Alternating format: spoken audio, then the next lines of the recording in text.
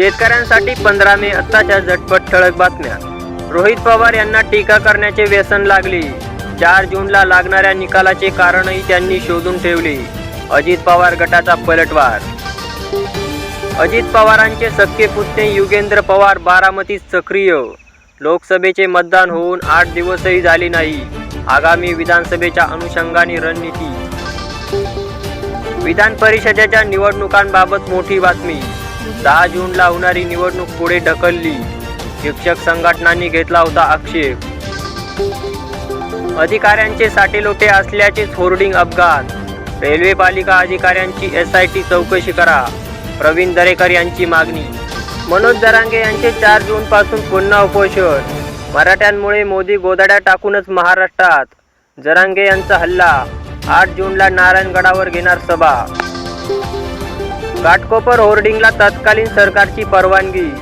सोमय्या यांचा गंभीर आरोप। तर उद्धव ठाकरे भावेश भिडेंचा फोटो राम कदमांकडून ट्विट। अजित पवार गट एकही जागा जिंकणार नाही। भाजपला बहुमत गाठणे कठीण। 400 पार अंगलट येणार। पृथ्वीराज चव्हाणांचा मोठा दावा। अवकाळीचे संकट कायम। पुणे, नाशिक, संभाजीनगर, जालन्यात येलो अलर्ट। मुंबईतही पुढील 2 दिवस वादळी पावसाचा इशारा। मराठवाडा खानदेशात अवकाळीचे संकट। वादळी वाऱ्यासह पाऊस। जालन्यात विजेचा 1 बळी।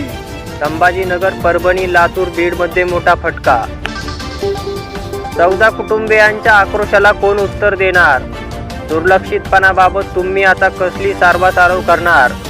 वर्षा गायकवाड यांची टीका। मोदींच्या डोक्यावर शिवरायांसारखा जिरेटोप। प्रफुल्ल पटेल यांनी दिली भेट। लाज बाळगा। राष्ट्रवादीच्या शरद पवार गटाने सुनावले खडेबोल। 15 दिवसात ऑडिट करून अहवाल सार्वजनिक करा। विजय वडेट्टीवारांचा इशारा। घाटकोपरचा मुद्दा 10 जूनला अधिवेशनात मांडणार।